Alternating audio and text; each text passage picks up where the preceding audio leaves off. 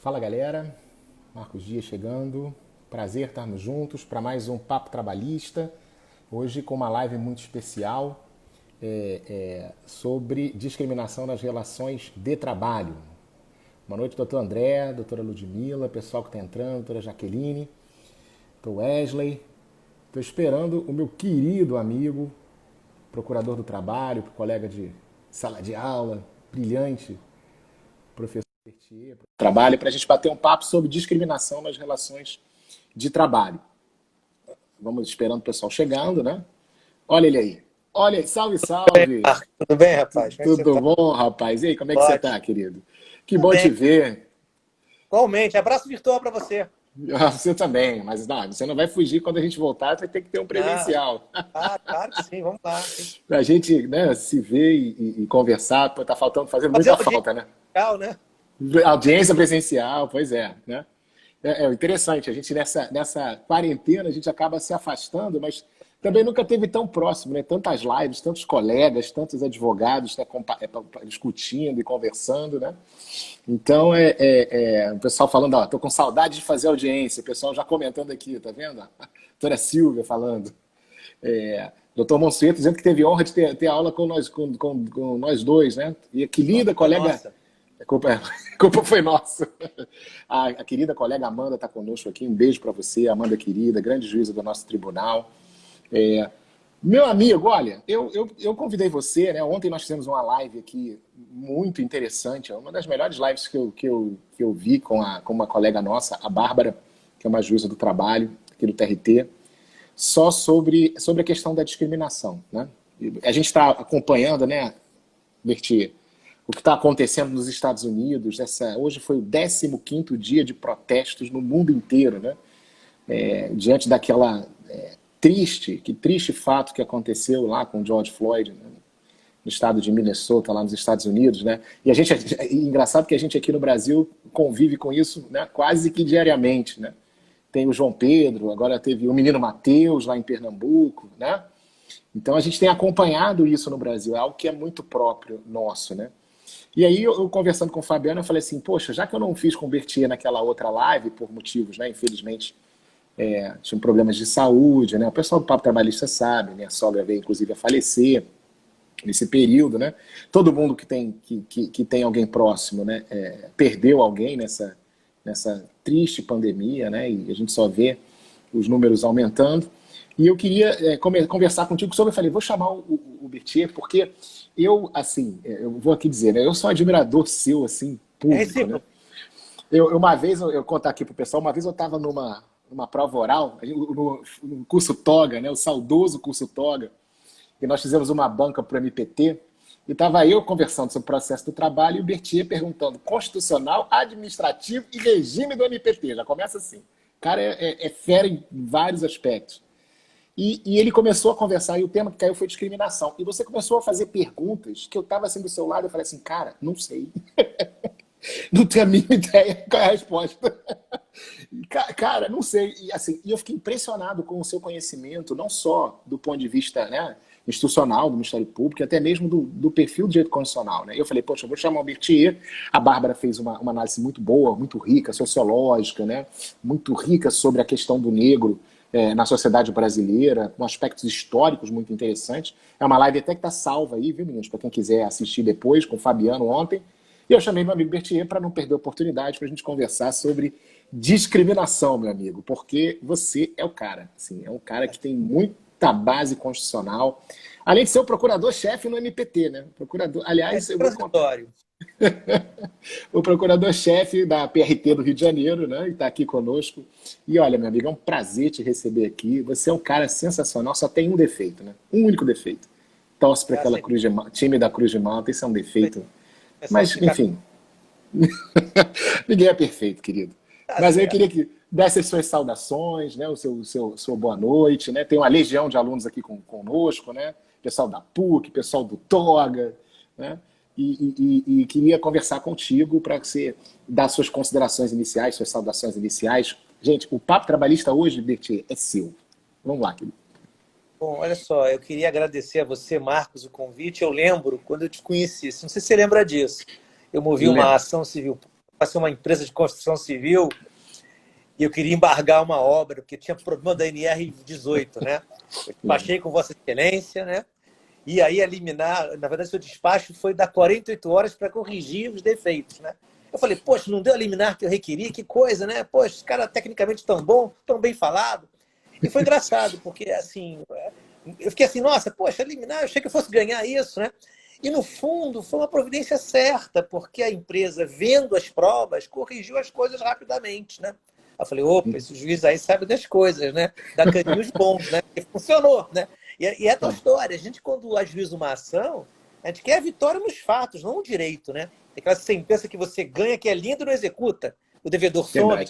Ali foi em 48 horas que a gente conseguiu uma obra ficar em condições dignas de trabalho. Então, assim, foi quando eu te conheci. Depois, várias outras sentenças suas, enfim. Mas é curioso isso, porque, assim, eu achei você era um juiz muito bem falado, eu nunca tinha tido contato contigo, né? Aí eu fui lá, vou ganhar liminar, né? O cara é bom a beça, aí viu, né? Deu 48 horas. Eu falei, não gostei. Mas no fim deu certo. Eu falei, putz, o cara estava certo. É isso, né?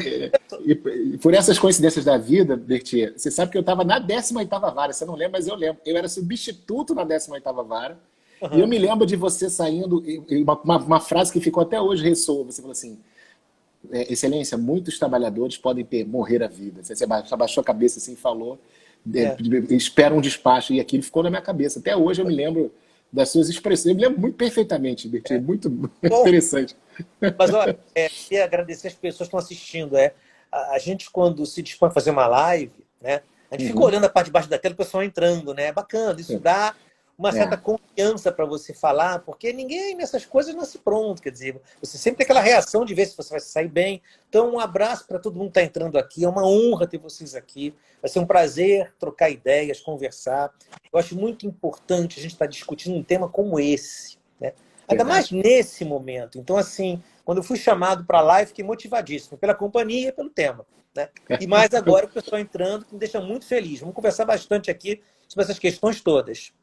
Isso é muito bom. E no Papo Trabalhista está aqui o doutor Márcio Cordeiro, tem muita gente legal entrando aqui, o doutor Ivan, que está sempre conosco, muitos advogados e muitos até colegas, juízes que participam e estão sempre conosco refletindo sobre esse tema. Eu queria começar, Bertie, que você pudesse dar assim, um panorama. A gente sabe que a Constituição brasileira é riquíssima em dispositivos e princípios, né? Que nós diríamos da igualdade formal, material, discriminação. A gente sabe que tem a Convenção 111 da OIT, mas eu queria que você desse um panorama geral para a gente começar a conversar, né? Que eu queria debater vários temas contigo, o que a gente conseguir falar para sugar de você é ótimo. A grande questão, quer dizer, a questão pela qual eu costumo começar é a seguinte. Você, quando pensa em combater discriminação no mercado de trabalho, você de plano enfrenta a seguinte questão. Mercado. Essa palavra, por si, já é uma palavra que gera diferenças, né?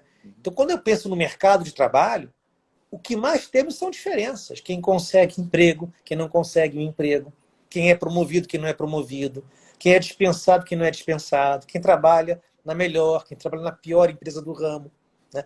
E esse jogo, né, que é um jogo produtivo, reprodutivo, de diferenças minuto a minuto, é um jogo no qual as pessoas não começam do mesmo ponto, não seguem a mesma trajetória, não chegam no mesmo lugar. No fundo, há uma forte carga de injustiça nisso tudo, né? Então, assim, tentar encaixar uma ideia principiológica de igualdade e combater a discriminação no mercado é uma tarefa difícil.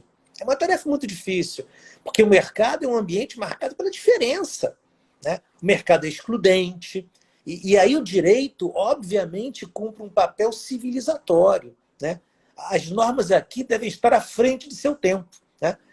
Ler a Constituição e ver um mundo melhor do que te vê na rua é do jogo, né? A gente tem que ter uma Constituição que não pode errar e virar uma Constituição idealista, mas ela tem que ser uma norma à frente de seu tempo. Ela tem que prever e desenhar um mundo melhor do que aquele que a gente vê no dia a dia. Então, eu acho que é um dos temas mais importantes para a nossa sociedade melhorar, né? Para a nossa sociedade avançar nessa questão do combate à prática discriminatória, né? As mais variadas, as mais variadas. E é um combate difícil. É um combate difícil. Você aqui enfrenta dados históricos, dados da realidade, dados culturais, né? Enfim, passar borracha na história não dá. Você pode tentar dar rumo a ela, para as coisas melhorarem de fato, né? Eu acho que um caso como o do Floyd desperta comoção, bom que desperte, né? Mas eu acho que a batalha ainda é muito longa, né? Essa comoção, uma hora, perde um pouco do fôlego, né? Eu arrisco dizer, lamentavelmente, que Floyd não foi o último, né? É verdade. Então é importante pensar nisso até para manter esse ritmo, né? Porque tem aqueles momentos de comoção onde a gente se antena para aquilo. Mas depois a gente volta à nossa vida, né? E é bom voltar sem esquecer para manter esse. Não dá para ter protesto o tempo todo, né? Mas é bom deixar isso na agenda, né? Esse combate contra práticas racistas tem que ser um combate dia a dia, minuto a minuto. Isso não pode sair da pauta. Não pode ser algo movido pela comoção de um drama, porque, repito, Floyd não foi o último. Verdade. Você coloca uma verdade assim absoluta, né? A gente tem essa capacidade de se indignar, né? E queria mandar um abraço aqui para o Fabiano. Finalmente ele chegou, atrasado, mas ele chegou. Bem. Infelizmente a gente claro, a gente tem esse momento de indignação, mas é preciso a gente olhar para as nossas posturas, né? Ontem a Bárbara ela colocou uma coisa muito interessante, né? Quantos negros a gente vê conversando, por exemplo, sobre temas de direito material, direito constitucional, fora racismo, né? A gente teve uma avalanche de pesquisadores negros, sociólogos negros, historiadores negros, cientistas políticos negros, juristas negros, né? Como o professor Silvio de Almeida, está lá em Washington, falando sobre essa questão do racismo, mas a gente quando olha, por exemplo, né? Ela mesmo ontem nos provocou aqui no Papo Trabalhista, ela falou, olha, mas quando você vê os convidados assim que participaram das lives de vocês, né? Quantos negros são chamados? Assim? Então, assim, a presença, assim, essa questão de uma discriminação, né, indireta, ela é muito presente na nossa sociedade. Não sei se você pensa assim, né? Eu já fiz esse teste algumas vezes, né? E ultimamente eu fiz um teste assim, muito interessante, por incrível que pareça, Bertinho, no Maracanã, né? Porque na última temporada de futebol, né, o Flamengo teve um protagonismo muito grande, né? Mas né? Não recorda, né? Não se recorda, tá bom. E eu me lembro que quando eu fui no Maracanã num jogo da Libertadores, né? Um jogo do Flamengo e Libertadores, eu tenho muito essa questão de estar olhando, né? Olhando pro espaço que eu estou e fico olhando, né? Eu gosto muito de reparar isso, eu tenho esse aspecto de descrever, mas às vezes para refletir, né? Então o jogo rolando, e aí eu falei assim, poxa, se atribui à torcida do Flamengo, né? Certas, né? Brincadeiras, né? Que é a torcida, né? Da mulambada, da favela, essas coisas que a gente, enfim, sabe que tem toda uma coisa... Mas eu olhei para o lado, eu não vi nenhum negro. Só eu. Quer dizer, só tinha eu. Eu olhei para o lado, e estava aqui na arquibancada, eu olhei para um lado, o pessoal, né, mais branco que caucasiano, aquela lógica, assim. E eu falei assim, ué, mas um esporte, que é um esporte do povo, um esporte popular, houve uma certa elitização. E você vê claramente, né, estruturalmente, institucionalmente, uma discriminação. Né? E uma das grandes críticas que se faz ao futebol ultimamente, né, é justamente a sua elitização. Né? O fim da geral, os ingressos caríssimos. Né? Então, muito do povo está fora do futebol. Né? Você vê que coisa incrível, né? Uma coisa assim banal, uma coisa que é futebol, que é a alegria do povo, né? Que é aquela ideia, né? Eu te confesso que eu fui ao Maracanã reformado poucas vezes e não me pareceu Maracanã. Me faltou cadeira azul, arquibancada geral. Eu te confesso que aquilo podia ser uma coisa não adequada para o público, mas eu acho que era adequada porque o nosso futebol foi. Eu acho que o Maracanã mudou por dentro, o público mudou também, ingressos aumentaram de valor, né? Isso aconteceu, sim, né? Uma certa elitização do público. Eu acho que sim, pelos ingressos, né? A Copa do Mundo no Brasil foi prova disso, né? Exato. Eu olhava a arquibancada na Copa do Mundo aqui no Brasil, né? Que acabou com 7-1, né? Era uma arquibancada da galera de carro do ano. Pois é. Sim, e eu me lembro que houve muita crítica. Desculpe, querido, eu te cortei, né? Não, mas tem várias formas de racismo. Tem o estrutural, que é o mais marcante, né? É aquele que a história construiu. Por isso que é difícil de desfazer. Né? Construção histórica é complicado de fazer. Tem o racismo recreativo, as piadas, né? Tem o racismo também. Tem o racismo recreativo, né? que é uma violência também, que finge não ser violência. Então, que eu falei, o direito aqui tem um papel civilizatório a cumprir. E é um Exato. papel assim que é difícil, estou falando, quer dizer, eu acho que o mundo está numa fase ainda onde a solução disso está distante, né? Eu sei que pode ser uma frase meio dura de dizer, né? Mas eu Uhum. repito, Freud não foi o último. Eu acho que a gente tem que ter isso em mente até para dar comoção, encarar a realidade e ver o que temos que fazer politicamente, né? O caminho é longo nesse sentido, né? E nota, eu lembro, anos atrás, né? Quando no Ministério Público do Trabalho se começou a discutir a questão de lutar por vagas para pessoas negras, para afrodescendentes em empresa, mesmo sem uma lei, criando uma cota em tal sentido, né? Eu Uhum. falei, olha, eu acho que é uma providência que vale a pena fazer, né? Ao menos conversar com as empresas sobre isso, né? Eu lembro de diálogos com grandes empresas falando sobre isso. Olha, não estou chamando ninguém de racista, porque é um mau começo numa mediação. Uhum. Mas se eu for para a estatística, quantos Verdade. negros tem empresa? E identificando os negros, eles estão aonde na escala hierárquica e salarial da empresa, né? Então, Uhum. assim, essas questões têm que ser conversadas. O Ministério Público aqui, inclusive, né, quando você combate o racismo estrutural, né, eu acho que o MP tem muito mais que ser uma entidade promocional do que investigatória. Porque não tem tanto que investigar, salta aos olhos. É Entendi. você pegar o quadro da empresa e ver. O importante que eu acho é você começar a travar esse diálogo, né, com as grandes corporações, com as grandes empresas, para que elas venham a mudar essa lógica. Né? A gente começar a ter uma sociedade mais igualitária. Né? Isso é importante. Né? Aliás, assim, a UERJ, por exemplo, eu acho que a política de cotas tem que ter mesmo lá uma política de É. cotas. Né? Eu sou professor da UERJ e sou favorável a isso. Acho que é importante. E você tocou na UERJ, né? Eu tô lá no programa de pós-graduação lá com vocês, né? Espero que com você também. E, e eu já não ia na UERJ tem mais ou menos uns 15 anos, Bertier. Eu fiquei impressionado, eu fiquei impactado com a pluralidade, com a diferença, né? Você vê muitas pessoas, né? Pretas, muitos pardos, você vê muita gente, é uma pluralidade muito interessante, assim, eu observei. E a política de cotas, assim, nas universidades, eu acho que foi muito interessante, não só o Supremo declarando a constitucionalidade, né, essa dívida histórica, mas por essa questão da pluralidade, né, da diferença. Isso aí só vai enriquecer, né? Claro. Existe uma coisa muito interessante, assim, que a Bárbara falou ontem também, que eu já vi em muitos autores, né? Por exemplo, na Djamila Ribeiro, que é o racismo simbólico, que é algo que está ligado à maneira como a pessoa fala com você, à maneira como ela diz com você, entendeu? Eu posso falar, porque assim, eu me considero negro, né? Eu me considero, e já vi, eu já senti na pele certos comportamentos, entendeu? Que parecem coisas irrelevantes, como a pessoa preferir sentar no outro lugar, você vê claramente que há uma certa repulsa, entendeu? A maneira como fala com você, até que descobre que você é juiz. Aí muda, né? Aí a excelência, excelência, né? E aquele É um susto. outro problema do Brasil, né? Aí é um outro Exato, problema. é um outro problema. E essa questão de racismo estrutural, eu me lembro de uma aula que eu tive com um antropólogo na UF, uma vez, quando eu fiz sociologia, primeira aula de antropologia, né? Que ele fez com que a gente fechasse os olhos e imaginasse a figura de um profissional.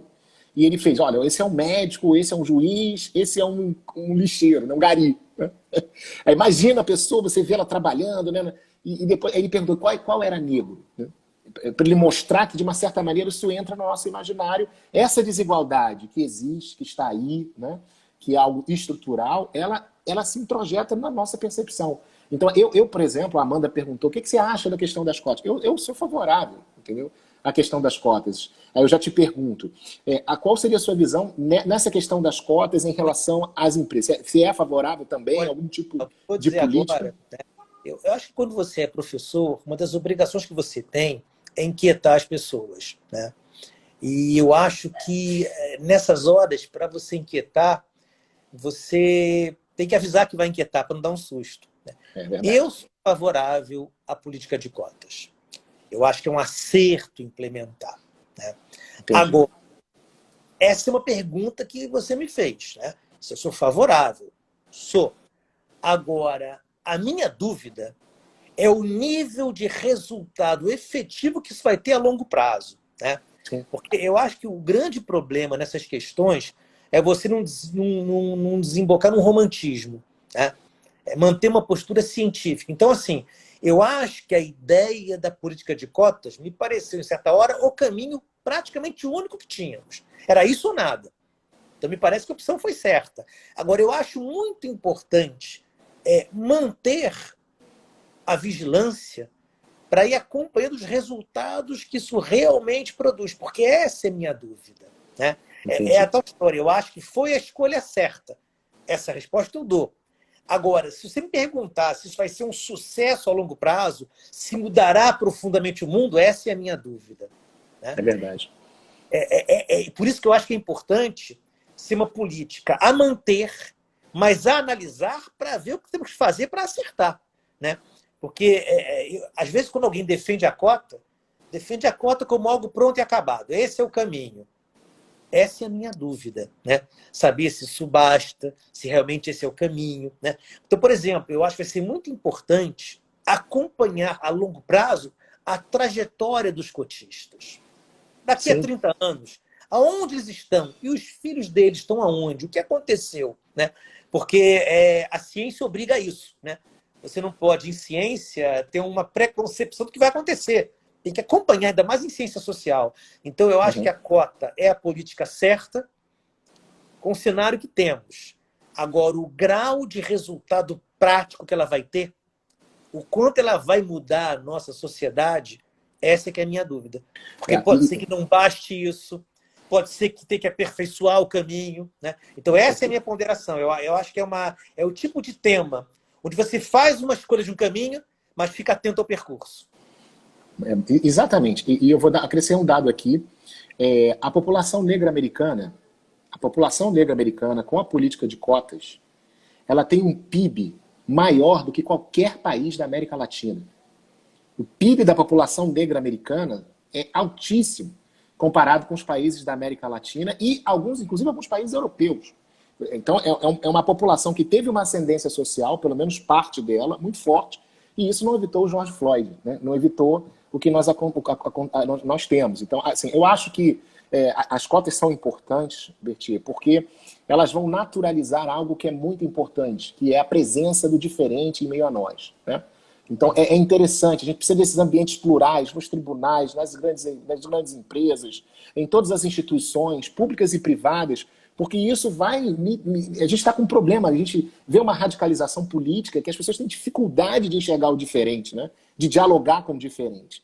Então, eu acho que as cotas têm essa virtude, né? Porque eu, por exemplo, quando tem reunião dos juízes lá no tribunal, no TRT, né? Você estava lá na última, que te encontrei lá, ficamos conversando, eu olho para os lados, assim, eu não vejo quase nenhum negro, né? A gente vê claramente ainda como disse aqui o Ronaldo Calado, que está conosco aqui, que foi um grande presidente da Matra. Um abraço para você, Ronaldo. A gente tem uma dívida histórica com os pretos no Brasil, né? Com essa população que foi marginalizada, que hoje tem os menores empregos, né? E não só com os negros, com as mulheres também, né? Você Sim. vê, tem um tipo de discriminação horizontal muito interessante, que é a questão... Você já reparou que certas profissões têm salários bem mais baixos porque o perfil de quem ocupa aquela profissão é um perfil de um desses grupos sociais vulneráveis? Já reparou isso? Pega Claro. os professores primários, por exemplo, né? Comparado, por exemplo, com os professores universitários. Em geral, eles têm um salário bem menor, né? Tem a hora alta que o MAS, que é do sindicato dos advogados, dos professores, eles têm, por quê? Porque é uma profissão tipicamente feminina. Você já reparou essa questão? E o extremo disso é o emprego doméstico. Esse então é pior, É o porque ali extremo. tem, como a Bárbara nos ensinou ontem, né, tem uma interseccionalidade ali importante, porque você tem mulheres, né, geralmente negras e pobres, né, Pobres, de uma sim. camada, né? Então você tem vários grupos vulneráveis numa única categoria profissional. Talvez isso explique por que tanto tempo a gente não conseguiu regulamentar, né, o piso a lei das domésticas, só veio, né, a emenda constitucional Eu, 52. assim, eu te confesso que eu tenho uma implicância com a emenda 72, né? Sim. Tem uma implicância, né? Claro que foi um passo para frente, não vou negar isso não. Mas assim, qual é a minha implicância, né? Eu sempre achei que a verdadeira reforma não seria igualar nos direitos, mas igualar no conceito, né? Porque, no fundo, para mim, quer dizer, por que que a não eventualidade, que é dos empregados em geral, não vale para o doméstico? Né? Exato. Eu sou professor da PUC desde 93, eu estou velho. Eu sempre dei aula 2 vezes por semana na PUC. Nunca Pois é. ninguém tem condição de empregado para mim. Né? Então, assim, Exato. eu acho que quando a gente pensa na emenda 72, na lei complementar de domésticos, a gente elogia mais do que merece. Porque, assim, igualaram direitos. Mas o requisito para ter o direito segue diverso. Né? Exato. Aquela noção de que o empregado basta o não eventual. O doméstico, a noção de continuidade. Né? Então, assim, eu acho que a gente não subiu essa escada por inteiro. Né? E, no fundo, quer dizer, esses direitos iguais não incluem a chamada diarista, que às vezes, há mais de uma década, vai na casa de alguém uma vez por semana. Até aqui você podia pensar em consórcio de empregadores, né? Aquela diarista que vai na casa da mãe, do filho, da filha. Então, assim, eu acho que esse é um assunto. A gente, às vezes, para mim, canta uma vitória que a gente não teve. Né? Acho que foi um passo dado à frente. Mas eu acho que a verdadeira igualdade é conceitual. É a conceitual. Exatamente. A não eventualidade tinha que valer para o doméstico também, assinar a carteira. Né? É curioso, né? Quer dizer, ela vai ter os mesmos direitos, mas passa num conceito que é mais exigente. Né? É verdade. Então, ainda não, para mim, a gente não chegou. Eu acho que eu lembro até hoje, quando eu comecei, eu falei, nossa, mas estão discutindo direitos? E o conceito? Né? Porque esse tema ficou em silêncio ali. Né? Não igualou o conceito. Pois é. Né? E esse é o problema, né? Eu concordo contigo, e está na hora da gente constitucional desses artigos da Lei Complementar 150. Porque se realmente as domésticas elas estão equiparadas ao urbano, ontem mesmo, por coincidência, uma aluna me perguntou, uma aluna de graduação, né? Não entendo nada da justiça do trabalho, a minha mãe trabalha como, né, empregada doméstica, vai 2 vezes por semana há 20 anos. Pois é. Na mesma casa.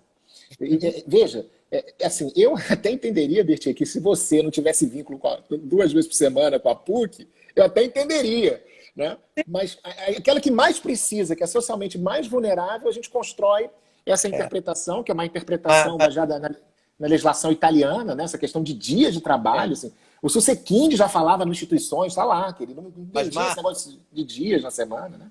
Sabe o que eu acho? O direito do trabalho mais falha quando mais necessário é. Verdade. O trabalho da classe média para cima vai bem obrigado. Vai bem obrigado. Né? O dia de trabalho para a classe média para cima vai bem obrigado. 13º pago, férias concedidas. O problema é o terceirizado. Né? E aí é um dever nosso, como juízes, procuradores, advogados, porque esse é o nosso pecado básico. E é um pecado difícil de você vencer. Né? O de trabalho falha quando ele é mais necessário. O autoempregado não tem do que se queixar de regra. Né? Marca as férias dele quando quer. Né? O problema é o terceirizado, dá o ERG sem salário. Né? Então, assim, esse é o drama, quer dizer, e isso pega em cheio o nosso fim. Quer dizer, o de trabalho tem esse problema. Né? É o que você falou. Ia ser mais lógico eu não ter vínculo com a PUC e o diarista ter vínculo de emprego mais do que eu. Com certeza. É isso, é perfeito. Né? Entendo. Né? Bom, agora deixa eu... Beleza. Deixa eu botar um fogo no parquinho aqui, Bertie. Boa. Muito importante, tá? Que a gente sempre fala aqui, é o momento fogo no parquinho.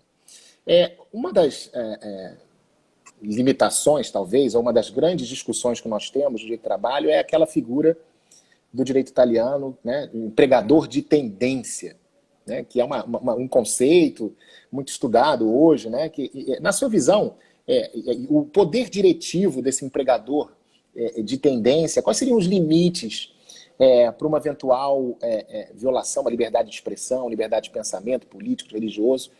Que parâmetros você acha que o nosso direito constitucional daria para esse empregador de tendência? Quais seriam os limites para esse tipo de análise? Eu acho que, de fato, né, no nosso dia a dia, a primeira concepção que eu vou ter de empregador é a empresa. O alvo dela é o lucro. Isso traz dificuldades práticas, discussões muitas, mas pode ser um facilitador nessa hora, porque é aquele empregador de alvo único. Agora, o grande drama é que o conceito de empregador, sabiamente, transcende a empresa, né? Eu vou ter uma entidade religiosa, um partido político, eu vou ter uma organização não governamental, eu vou ter empregadores, né? Que, no fundo, a verdade é a seguinte, o conceito-chave é o de empregado. Quem vai ser empregador? Quem contratar empregado, né? O conceito de empregador é um conceito sem conteúdo, né? Se você contratar empregado, você é empregador, né? Exatamente. Então, Jurídico é reflexo, né? o conceito de empregador é sem conteúdo. Né? A CLT começa dizendo que é um empregador no artigo 2º, mas não adianta. Né?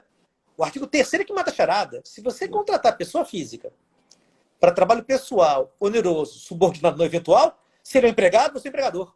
Né? Então, no fundo, o conceito de empregador não tem conteúdo. O conteúdo é o de empregado. Né? Mas, enfim, tem esses empregadores, partido político, ele quer fazer que uma certa, se for um bom partido político, né? Ele quer fazer com que certa percepção de mundo prevaleça no funcionamento do Estado brasileiro. Ele quer ganhar eleições, no legislativo, no executivo, para fazer com que certa percepção de mundo ideológica prevaleça nas linhas do governo. Uma entidade religiosa quer que aquela crença seja propagada. Uma ONG quer tutelar meio ambiente, a criança abandonada. O que eu acho? Esse empregador de tendência, para alguns empregos estratégicos, pode adentrar em questões que empregadores não podem adentrar. É a tua história. Para mim, quando o empregador procura contratar empregado, tem que indagar sobre a qualificação profissional, perfil profissional, pretensão salarial. Qualificação profissional. Quais formações você tem? Perfil profissional. Como é que você é? É mais enquadrado, mais criativo? Pretensão salarial.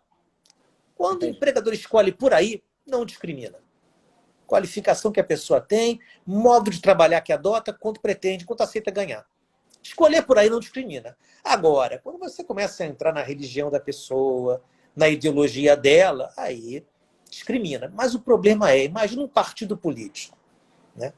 Um partido político, quando vai contratar um secretário, alguém para cuidar do arquivo, para digitar, esse partido, para mim, tem que perguntar sobre qualificação profissional, perfil profissional, pretensão salarial. Ponto. Agora, vai que esse partido faz uma opção que eu adoraria que fizesse. Não terceirizar a campanha para um marqueteiro que trabalha só por dinheiro. Eu vou primeirizar minha campanha eleitoral. Aí eu vou querer montar uma equipe minha para montar as minhas campanhas, porque não entregarei mais para marqueteiros. Para essa equipe que montará a propaganda eleitoral, eu acho que o partido é poder procurar pessoas que têm uma ideologia sintonizada com a daquele partido. Para esses empregos. Um estabelecimento de ensino religioso quer ter uma matéria eletiva sobre a ética da religião que aquele estabelecimento defende, ou propaga, ou acredita. Para esse emprego, dá para perguntar sobre a religião dele. Agora, de resto, não. Né? Esse mesmo instrumento de ensino vai contratar um professor de matemática, ver se o cara é bom dando aula de matemática. Né? Uma ONG, mesma coisa.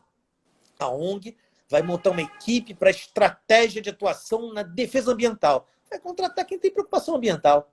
Eu acho que o empregador de tendência, para alguns empregos estratégicos, muito ligados à tendência da entidade, aí elas podem cobrar uma sintonia, excepcionalmente, daquele empregado com aquela organização. E cuidado com o seguinte, muitas vezes se fala que a organização de tendência, ao ter um fim outro, não tem um fim de lucro. O que eu vou dizer agora, eu sei que eu estou um pouco fora da curva. Né? Toda vez que se fala em organização de tendência, exemplos clássicos, partido político, ONG, ente religioso. Eu acho que dá para ter organização de tendência que tem ânimo de lucro. Exemplo, empresa jornalística. Sim. Né? Um jornal pode ser de extrema esquerda ou extrema direita.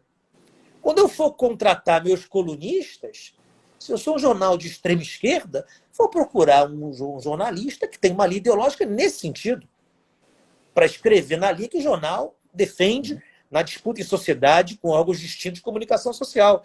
Eu acho que uma empresa jornalística é uma organização de tendência assim, e se tem uma linha editorial, pode contratar jornalistas na linha que ele, jornal, acredita. Agora, o câmera, não. O assistente lá de trabalho, não. Aí não. né?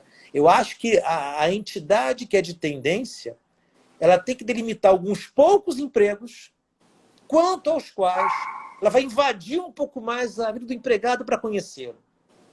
Mas só aí. Só aí. Entendi. Não além disso. E deixa eu lhe perguntar duas coisas, duas perguntas, uma do Ronaldo, outra da Amanda, que estão acompanhando aqui com a gente, né? Começando pelo Ronaldo, né? O que você acha? Eu já ouvi isso que o Ronaldo está perguntando, de empresas que estão exigindo para contratar trabalhadores imunizados contra o Covid. Se essa exigência é lícita ou não. E a outra é se, por exemplo, o vigilante do peso, né, ou qualquer outra entidade dessa que prega boa saúde, boa forma, se você acha que esse tipo de empresa poderia exigir, por exemplo, trabalhadoras ou empregados com fitness, né, ou menos cheinhas. O que você acha dessas duas questões? Olha só, a pergunta do Ronaldo qual foi mesmo? Eu lembro de esquecer agora do Ronaldo, qual foi a pergunta do A Ronaldo? do Ronaldo foi trabalhadores imunizados. Vamos lá, o que eu acho? Eu acho que essa é uma pergunta que tem uma resposta que eu não teria muita dúvida quanto a ela, né? A grande questão é a seguinte: todas as pessoas têm a condição de se imunizar, né? Ou isso hoje é um funil no Brasil, né? Quer dizer, eu não faria isso, né? Eu acho que você, nessa hora, fazer isso, né, é você negar emprego às pessoas por algo que elas não controlam, né? A empresa pode cuidar de testagem, distanciamento de pessoas, barreiras entre pessoas. Temos que funcionar com as cautelas todas, né? Agora, eu não chegaria a esse ponto, não. É a tal história, né? A economia ensina você a otimizar seus resultados, né? Alguém de raciocínio econômico puro diria o quê? Contrato imunizado. Teus resultados melhorarão. Concordo, né? O raciocínio econômico, que é um raciocínio muito voltado para o resultado, levaria a isso. Olha, se você contratar imunizados, você vai ter resultados melhores, porque minimizou a chance de problema. A economia ensina muito isso, e é bom ensinar isso. É bom ter resultados bons, né?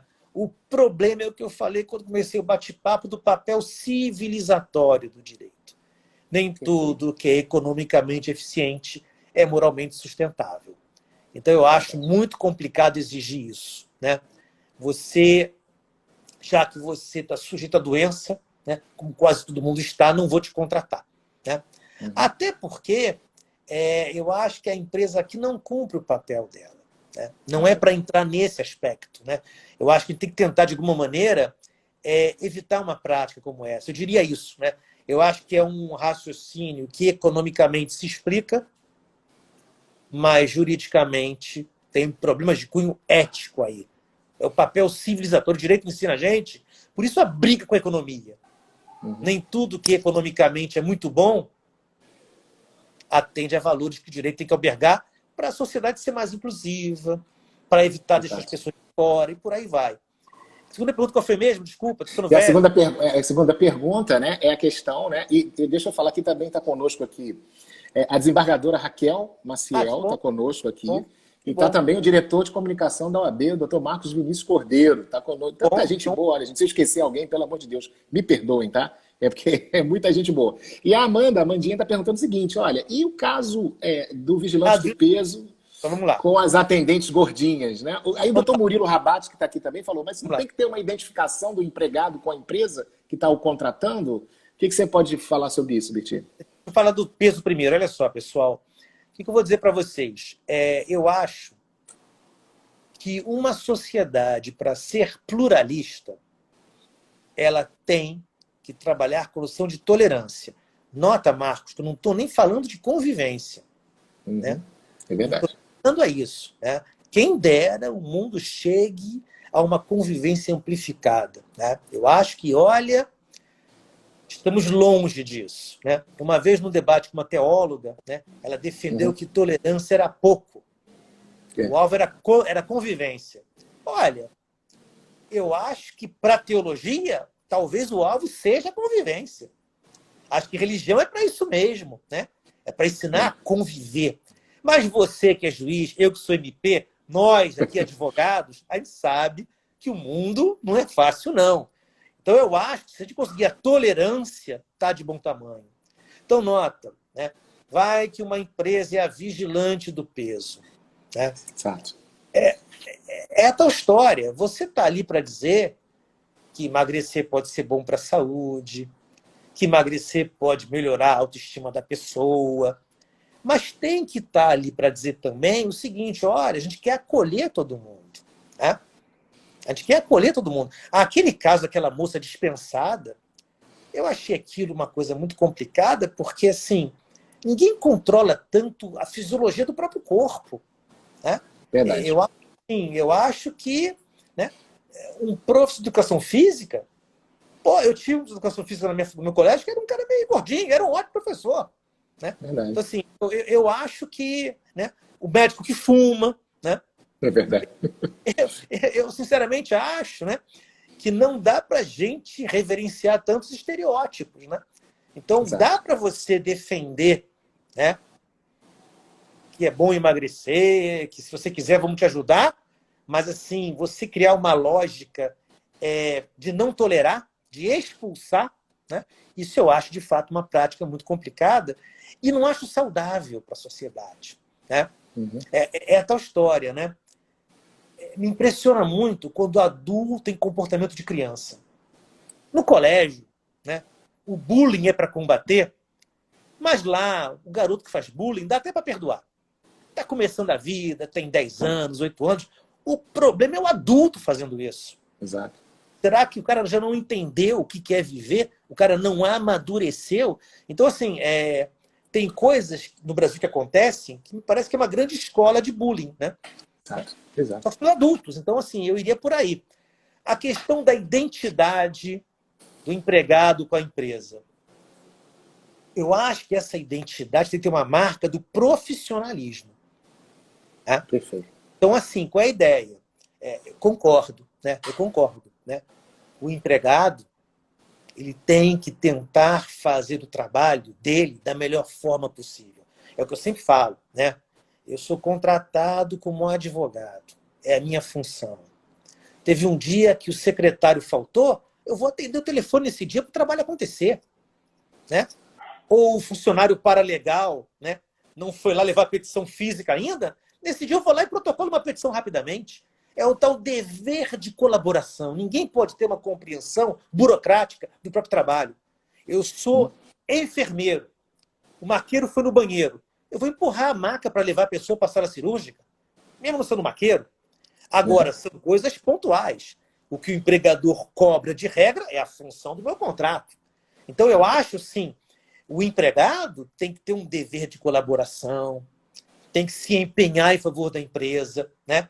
Mas essa é uma identidade que se chama profissionalismo. Né? Agora, virar um torcedor da empresa, não acho que se exija tanto do contrato de trabalho. Né? É verdade. O importante é assiduidade, pontualidade, colaboração, produtividade, respeitar uma ordem que é dada. Né? É a tal história. Eu acho que o empregado que trabalha bem é aquele que tem a postura chamada profissionalismo, que evita atrasar, procura trabalhar. Se um dia alguém faltou, ele ajuda em alguma coisa. Ele eventualmente faz uma função que não é dele exatamente para a coisa funcionar. Isso tudo bem. Agora, eu acho que ir além disso não precisa. Né? Não precisa amar a empresa, até porque o empregador não ama ele.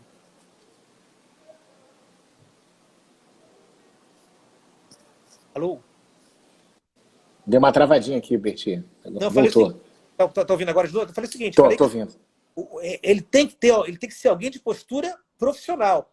Mas não tem que amar a empresa. Até porque o empregador não ama ele. Entendeu? Ele pode perder o emprego com aviso prévio, rapidinho. É verdade. E a gente tem grandes professores aqui de direito de trabalho assistindo a gente, né? Tem a Amandinha aí, tem o Fabiano, né? Tem o Chico Montenegro, nosso querido amigo tricolor. Você lembra daquele princípio do maior rendimento, né, do Plá Rodrigues? Princípio do maior rendimento, que o empregado tem que dar o maior rendimento. E a grande doutrina, a boa doutrina diz, não, a questão é a boa-fé objetiva. Ele tem que, claro, né, ter um princípio da cooperação, cooperar com o empregador, mas não o maior rendimento, né? Senão a gente acaba fazendo o trabalhar mais explorar o seu corpo, a sua mente, né? Então eu acho que essa é a ideia, né? A questão do profissionalismo, sim, a questão da boa-fé objetiva, né? E não maior rendimento. Agora, querido, pode falar. Pode falar.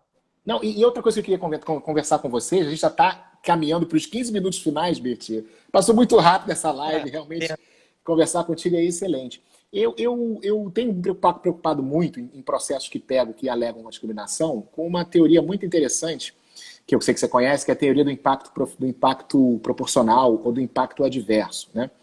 É aquela que o Supremo julgou naquela ação direta de constitucionalidade. O primeiro exemplo no Brasil foi a ação direta de constitucionalidade em 1946. Não sei se você lembra, a emenda constitucional número 20 queria limitar o auxílio, todos os benefícios previdenciários a R$ 1.200. Você lembra disso? E aí o Supremo Tribunal Federal, de uma maneira brilhante, falou assim, poxa, mas isso aí, auxílio maternidade, tá, mas auxílio maternidade, mulheres, né? Eu vou limitar. Aquelas que ganharem mais, o que vai acontecer? Eu vou jogar no colo do empregador o ônus dele complementar aquilo que falta, né? Se eu sou empregador, o que eu vou querer contratar? Mulheres ou homens? Sim. Ou seja, aquela ideia, era uma ideia muito interessante, né? A ideia de você limitar os benefícios previdenciários no contexto da emenda constitucional número 20 de 98, numa crise, mas ela tinha um impacto desproporcional, ou seja, ele tinha um impacto adverso, porque ela contribuía para discriminar mulheres no mercado de trabalho, né? Das duas, ou a mulher não seria contratada, ou ela ia ser assediada para não engravidar. Que é outro problema que nós temos, né? Que é um problema muito forte, né? Então, essa teoria hoje é muito forte, porque a gente vê claramente, né, que a gente tem, às vezes, medidas boas, e está muito ligado à questão de discriminação indireta, né?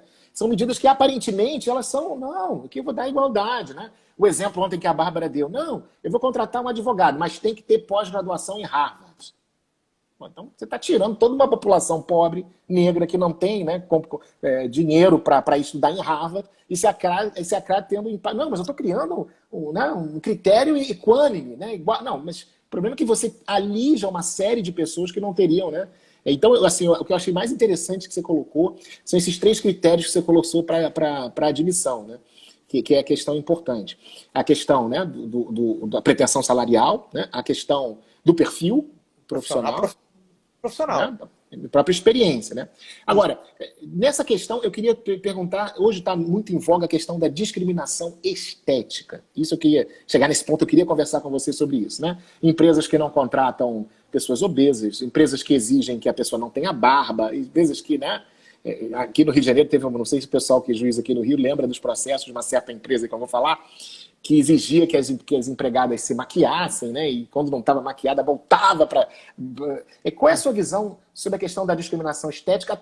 Até onde pode, né, o empregador exigir certos parâmetros estéticos? Eu mesmo julguei um caso uma vez de uma moça que ia de turbante, né, trabalhar num supermercado, e o dono do supermercado acabou demitindo por justa causa, dizendo que ali não era lugar de macumbeira, usou essa expressão assim, pejorativa. Então, a minha pergunta é, no poder de direção, até onde vai a possibilidade de uma, vamos dizer assim, invasão, mas de uma certa exigência de comportamentos estéticos, né? Qual é o seu pensamento sobre isso? Vamos lá, minha análise quanto a isso. Eu costumo falar o seguinte, a gente costuma falar de critérios odiosos. A cor, a idade, a religião, a ideologia. São chamados critérios odiosos. Orientação sexual também, né? Orientação sexual. Eu acho o seguinte, o que a gente chama de critério odioso merecia outro nome, classificação suspeita. Por quê? Porque vai ter sempre algum caso em que aquele critério, em regra odioso, ali não foi. É sempre bom olhar o caso com uma lupa. É tal história, a cor. A cor é, por excelência, o critério odioso. Mas eu acho que é uma classificação suspeita. Porque, em raros casos, pode ser que se explique a contratação pela cor. Pessoal, por que escolheram Forest Whitaker para fazer o papel do Idi Amin Dada naquele filme O Último Rei da Escócia? Sim. Porque ele lembra o Idi Amin Dada, e por ser um baita ator, ficou igual ao ditador de Uganda. Verdade. Uma novela de época no Brasil, uma novela de época sobre o Brasil colonial. O ator que vai ser o senhor de Engenho vai ser branco e o escravo negro. Então, assim, o que a gente chama de critério odioso é odioso mesmo. Mas se eu refinar a linguagem, é uma classificação suspeita. Tem tudo para ser discriminação, mas tem que carimbar no caso concreto. É o tal do olhar o caso concreto com uma lupa, né? É uma noção de razoabilidade, né? Eu tenho um padrão. Diferenciar pela cor é discriminatório, é o meu padrão. Mas olhando os casos com uma lupa, eu posso encontrar dados que explicam que aqui, o que em regra é discriminatório, aqui não foi. Essa é a razoabilidade. É quando eu escapo de um padrão que eu uso, que é certo caso tem algum dado peculiar. Então, a aparência, eu acho que a aparência se enquadra como critério suspeito. A aparência tem tudo para ser discriminatório, mas tem que confirmar no caso concreto. Modelo pesa a aparência. Ator pesa a aparência. Claro que aqui, o que pode fazer a sociedade e o Ministério Público? Cobrar que a gente varie a estética dos modelos. Cobrar que varie a estética dos atores. Né? Então, assim, de alguma maneira, eu acho que a aparência ela se enquadra como classificação suspeita. Tem tudo para ser discriminatório. Mas você confirma no caso concreto. Né? E aqui, ainda que você confirme, você pode reagir. Né? É muito importante você ter modelos negras hoje em dia. Você caminhar para modelos que têm um corpo mais robustecido. É isso aí, gordinho. Né? Então, assim, essas coisas podem ser lutadas a respeito. Né? É a tal história, pessoal. O Brasil aqui, claro que a gente está longe do ideal, mas já melhoramos. Né? Eu sou das antigas. Eu via televisão nos 70. Não tinha negro em novela, e se era negro, Verdade. era doméstico. Né? Verdade. Era complicado outro papel. Então, de alguma maneira, né, anos 70, não tinha uma boneca para brincar que fosse uma boneca negra. Né? Verdade, então, assim, verdade. Não tinha. Então, assim, eu acho que essas questões, né, por isso que eu falo, o caminho é longo à beça ainda. Agora, você come pelas beiradas. Né? É sempre assim, você avança, né? A democracia te obriga a isso. Você não avança à força, você vai avançando pelas beiradas. Eu acho que o Brasil está longe do que eu acho que é o ideal, mas tem melhorado. Temos política de cota, temos debates sobre o assunto. Então, o caminho me parece que está certo. Né? É uma coisa interessante, né? Para ver como a gente, às vezes, tem que saber comer pelas beiradas. Aquele famoso caso, né? Plessy versus Ferguson nos Estados Unidos. Sim, né? sim. Caso, né? Que falou sobre uma corte americana, né? Porque havia assentos no transporte coletivo para brancos e assentos para negros. Né? Assentos para brancos, assentos para negros. No transporte coletivo, como em restaurante, né? Como na escola para branco, escola para negro. Né? Muito curioso, porque como ficaria o então chamado mestiço? Né? Aí falavam, com uma gota de sangue negro, você é negro. Né? Para resolver a questão. Né? O mestiço era igualado ao negro, para resolver o problema. Né? Era para branco, 100% branco. Mas, enfim, veio aquele caso Plessy versus Ferguson. Isso foi parar na Suprema Corte Americana, porque o Plessy, que era um mulato, sentou num assento para brancos. A Suprema Corte Americana, são 9 ministros. Né? Faltou um, foi um placar que a gente conhece, 7-1. Né? Placar que nós conhecemos bem, foi 7-1. Faltou um, 8, foi 7-1. Pois bem, o que falou a Suprema Corte Americana? Iguais, mas separados. Houve época em que o conceito de igualdade foi conciliado com prática segregacionista. Né? Ou seja, a Suprema Corte falou 7-1. 7-1. Como a desigualdade, cada um tem onde sentar, é igual. Houve época que a noção de igualdade foi conciliada com a segregação. E o juiz Harlan, foi aquele que votou contra e falou aquela famosa frase: a Constituição americana é daltônica, não vê cores. Aí que está o ponto. O caso Plessy versus Ferguson apavora qualquer um hoje em dia. Mas eu espero que apavore. Né? Mas notem, o que havia de bom no caso Plessy versus Ferguson? Pensando agora como advogado que tem que fazer o que pode para o cliente que está em má situação. O que havia de bom? Porque esse caso parece horroroso. Né? Verdade. Segregação com igualdade, dizer que você pode segregar e você respeitou a isonomia. A cadeira do branco era igual a do negro? Agora tinha que ser. Verdade. O caso Plessy versus Ferguson é um caso conservador. Mas foi um pequeno avanço. Porque o que fez o movimento de direitos civis? Eu quero um assento acolchoado igual ao do branco. Eu quero uma escola com o mesmo currículo, mesma qualidade de ensino. Estamos separados, mas já somos o quê? Não iguais, no mesmo nível. Então é tal história. A gente avança nessas batalhas, é com protesto por causa do Floyd também. mas são essas pequenas vitórias, né? Que não podem ser desprezadas. O caso Plessy versus Ferguson, claro que no olhar macroscópico é uma decisão, para nós hoje, abjeta. Mas na época, foi um avanço.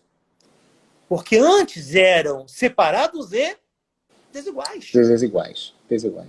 Então, assim, a gente ganha essa batalha dessa maneira, devagar. É longa a batalha, né? É o tempo da história, né, das nossas vidas. Maravilhoso, perfeito. Assim, sua abordagem foi fantástica. A gente teve também em 84 um caso na Alemanha muito famoso, discriminação de mulheres, né? Que elas ocupavam os cargos mais de trabalhos temporários, né? Aquela famosa loja Bilka Kaufhaus, né? Esse foi um caso fantástico que o Tribunal Federal Alemão declinou a competência para a Corte Europeia, né? Por causa do artigo 119, né? Do Estatuto de Roma. E eles chegaram à conclusão, olha, foi a mesma situação, olha, tem que ter um critério objetivo. Por que as mulheres não têm uma pensão? Porque elas ocupam os cargos de pior qualidade, né? Geralmente a tempo parcial, enquanto os homens ficavam com os trabalhos a tempo integral, né? Então isso foi considerado, inclusive, uma ideia de impacto adverso, né? E se evoluiu para que as mulheres, até estatisticamente na Alemanha, passassem a ter cargos em mesma proporcionalidade com os homens, né? Então, é como você colocou, a gente está evoluindo, Berti. A gente gostaria que, como disse o Ronaldo aqui, que não tivesse retrocesso, né? É muito triste a gente ver certas situações de retrocesso, mas eu sinto também, nesse ponto eu sou essencialmente otimista, né? Eu acho o pessimista meio preguiçoso, né? O pessimista sempre acha que nada vai dar certo, não quer botar a mão na massa. Eu acho que a gente está construindo um judiciário melhor, né? O judiciário já tem cotas, por exemplo, para negros, para PCD. A gente começa a ter uma sociedade que começa, eu acho que a gente caminhando pela tolerância, a gente, quem sabe um dia, não, pode ser que a convivência seja possível. Eu acho a convivência... Exato. O que é melhor do que conviver com uma pessoa que pensa diferente de você, né? Se abrir ao diferente, ouvir o outro ponto de vista, a gente só se enriquece com isso. Bom, Bertinha, meu querido, 1 minuto, tá? A live ela não passou, ela voou, né? Eu nunca pensei. Realmente, assim, por mim, eu ficava aqui te ouvindo assim a noite inteira e só perguntando e te provocando. Porque, assim, é muito bom assim, conversar com você e ver a sua sensatez, os seus posicionamentos. Eu, pelo menos, sempre aprendo quando estou junto de ti ou perto de você. Então, eu queria que você desse um alô para os nossos, né, quase 150, né, amigos que tiveram conosco, né, entraram e saíram. Hoje nós temos agora 117 amigos aqui conosco. Né? Apesar da concorrência, nós conseguimos ter muita gente e muita gente boa. Eu sempre digo que o Papo Trabalhista pode não ser o canal com maior audiência, mas ele tem a melhor audiência, né? Aqui, doutora Clarice, doutor Leonardo, Leozinho, Léo Muti, nosso colega, outros juízes. Né? Oba! Estou cheio de juiz, a gente está advogados, assim, eu digo, o Papo Trabalhista ele tem a melhor audiência, sempre terá a melhor audiência. Queria que você desse, então, suas considerações finais, o seu abraço para todo mundo. Essa live vai ficar salva, tá? Aqui no Instagram do Papo Trabalhista. Eu vou salvar, para quem quiser indicar para amigo, para ver. Eu acho que o Bertinha falou coisas muito importantes do ponto de vista constitucional. E amanhã eu vou estar com MPT 2, a missão, tá? Amanhã eu estou aqui com o Fábio Vilela, para a gente falar de assédio sexual, tá? Tá rolando por aí certos colégios aqui no Rio de Janeiro, quem viu a revista Veja lá viu, né? Acusações de assédio graves. E aí amanhã, tem alguma dúvida sobre assédio sexual? A gente vai debater aqui com o Fabinho. Bertê, palavra a sua, querido. Olha, eu só queria agradecer. Eu vou te falar uma coisa. Eu acho que essas lives que a gente faz são muito boas pelo ânimo que dá para a gente também, né? Você conversar com um amigo, ver as pessoas, enfim, participando também, mandando mensagem. Isso é muito bom, porque você sente que as pessoas se interessam por direitos do trabalho. Né? Essa talvez seja a grande preocupação que eu tenho, né? De ver esse ramo valorizado, que nem sempre ele é. Né? É a tua história. Né? O desvalor que se dá para o trabalhador simples respinga no dia de trabalho e respinga nos profissionais da área. Né? Outras áreas se acham imperiais. A de trabalho é uma coisa para trabalhador. Então, esse desprezo por trabalhadores mais simples respinga de trabalho e respinga em nós. Né? E nós é importantíssimo, porque o trabalho é só o motor da história. É só isso que ele é. Para onde vamos passa por como trabalhamos. É isso. Obrigado, gente. Olha, sem palavras, Bertê. Olha, um grande abraço para você. Beijo na família, tá? E olha, Papo Trabalhista está sempre aberto para ti, tá? A gente vai incomodar muito você ainda nessa quarentena, porque a gente só aprende contigo. Para todos, olha, Uma boa noite, um forte abraço. Tchau, Tchau, tchau. tchau.